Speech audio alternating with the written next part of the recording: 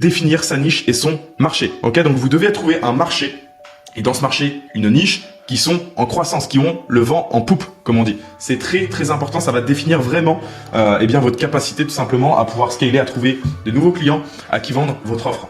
Donc ça passe en 4 points différents. Le premier, identifier un marché, une niche qui a une douleur profonde, un besoin profond auquel vous allez pouvoir venir répondre avec votre offre.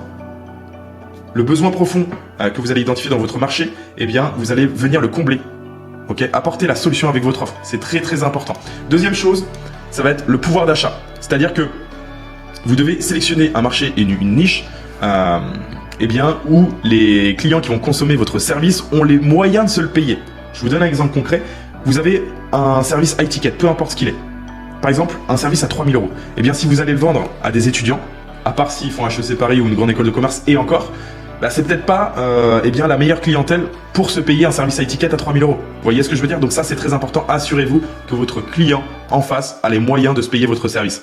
Troisième chose, c'est la facilité du ciblage. Alors ça, pourquoi réinventer la roue? Pourquoi se compliquer la vie alors qu'on peut faire simple des fois, les amis? Je vais vous donner un exemple concret. Ça revient un petit peu à chercher une aiguille dans une botte de foin.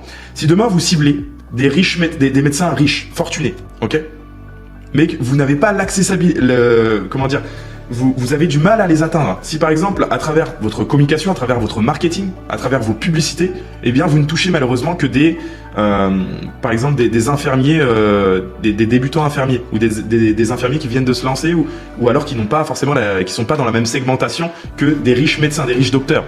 Malheureusement, ça va être compliqué de les atteindre. Donc vous voyez, vous devez avoir une facilité de ciblage. Ensuite, quatrième chose les amis, la croissance de votre marché. Vous devez choisir un marché, une niche dans ce marché qui a le vent en poupe, qui est en constante évolution. Okay, par exemple, je vais vous donner un exemple concret, que ce soit par exemple Scale, l'accompagnement aujourd'hui que j'ai mis en lumière précédemment.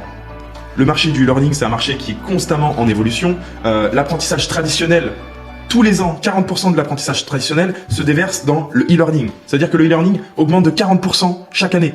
Et j'ai pas les chiffres, je voudrais pas vous donner des chiffres bêtes, mais le e-learning, c'est un marché qui est constamment en train d'évoluer, etc. Donc, par exemple, j'ai un marché qui est en constante évolution. Donc, je peux scaler dedans. Et d'ailleurs, il y a 3 marchés qui reviennent souvent.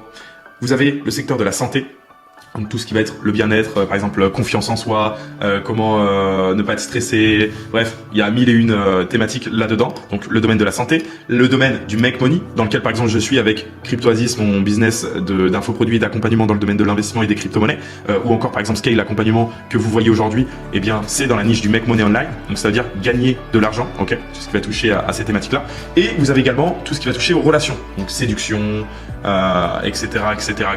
Ça, c'est dans la thématique des relations et c'est les 3 grandes thématiques qui reviennent souvent et surtout qui ont une croissance de marché. Okay, franchement, vous prenez une niche dans une de ces marchés-là, concrètement, il y a de l'argent, vous pouvez foncer.